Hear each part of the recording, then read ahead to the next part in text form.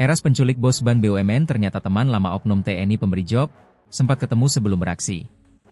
Sosok oknum TNI yang disebut-sebut terlibat dalam kasus penculikan sekaligus pembunuhan terhadap bos bank plat merah, Muhammad Ilham Pradita, kini perlahan mulai terkuak ke publik.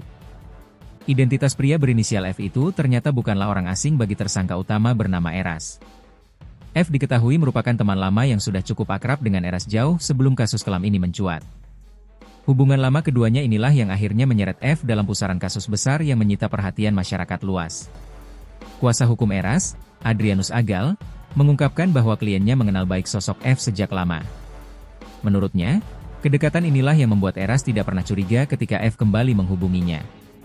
Klien kami sudah mengenal F jauh sebelum peristiwa penculikan dan pembunuhan kacab ban BUMN terjadi, ujar Adrianus Agal. Pernyataan tersebut sekaligus menegaskan bahwa pertemuan mereka bukanlah kebetulan belaka.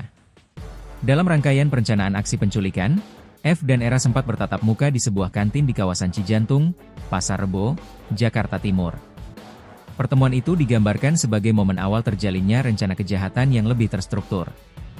Pada Senin, 18 Agustus 2025, F menelpon Eras dengan dalih ingin mengajak bertemu sekaligus menawarkan sebuah pekerjaan.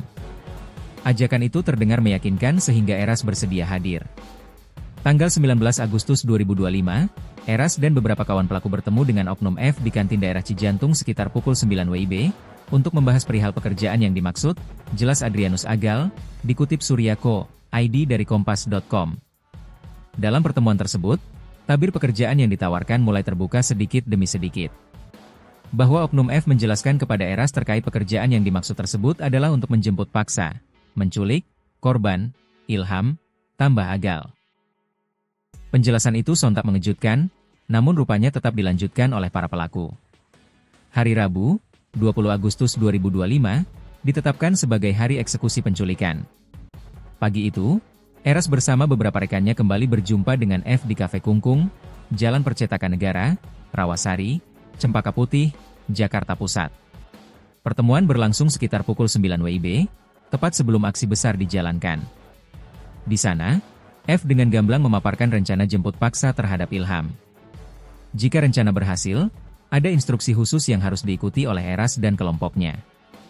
Mereka diminta menyerahkan korban kepada seseorang yang disebut sebagai tangan kanan bos. Dan nanti korban akan diantar kembali ke rumahnya oleh tangan kanan bos tersebut, dan oknum F menjelaskan ada tim lain yang sedang mengikuti korban, ucap Agal. Dengan pernyataan itu, jelas bahwa ada jaringan lebih luas yang bergerak di balik layar. Tak lama kemudian, sekitar pukul 10.00 WIB, F dikabarkan menerima informasi dari tim pengintai mengenai posisi Ilham.